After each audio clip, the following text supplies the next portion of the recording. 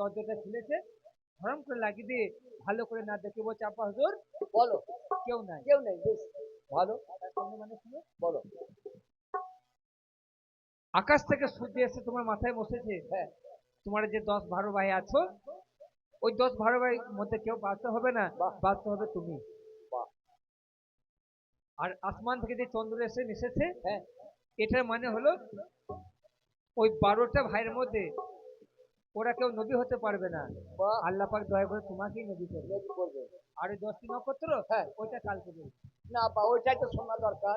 এরা রাত 12টার সময় বাপ বেটায় কথা বলছে, বড় ছেলে ইয়াহুদ বাইরে বেরিয়ে তাই ওরে মনোজোর বালায়ে যাবি কি কত ব্যাপার, দূর। এ রাত 12টা বাজছে, আব্বাজান ছোট ভাইয়ের সাথে কি কথা বলছে, ভালো রে। কথাটা আমাকে শুনতে হবে তো। গেটের কানটা সাকিয়ে রেখেছে, শুনো বলো। শুনো আল্লাহর কালাম। বাহ। সেই 10টা নক্ষত্র সালাম করছে। 10টা নক্ষত্র কে জানো? কে বলুন? আর কেউ নয়, তোমার 10টি ভাই হবে তোমারই গোলাম। ওরে মনোজোর বালায়ে যাবি কত দূর। এই স্বপ্নের মানে বড় ভাই ইয়াহুদ শুনতে পাই, তেলে বেগুনে জ্বলে গেছে, 9 ভাই ঘুমাইতে তাদের উঠাইয়া তাই ওরে মনোজোর বালায়ে যাবি কত দূর। ওরে এ ওরে ওরে ওরে ঠাকুরে বাঘ খেলে রে, ঠাকুরে বাঘ খেলে রে, ঠাকুরে বাঘ খেলে রে। ঘুমে ঘরে কি বলছি, ছাগলে ভাত খায়।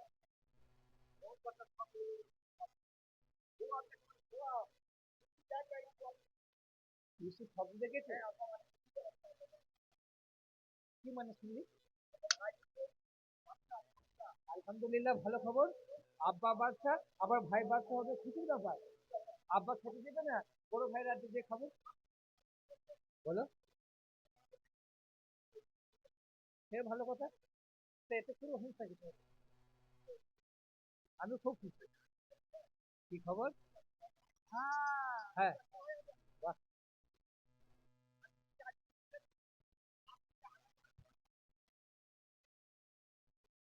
মা গো,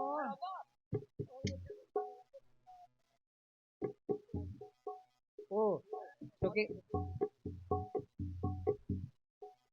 নবী হবে খুশি ছিল, বাচ্চা হবে খুশি ছিল, তখনই বলেছে যে 10 ভাই আমরা গোলাম হব, গুসা হয়ে গেছে।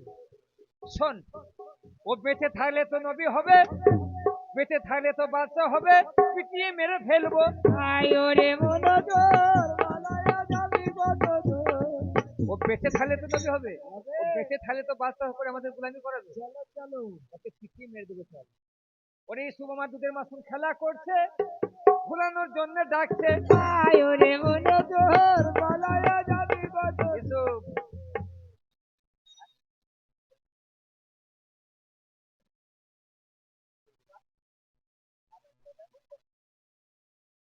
এসো।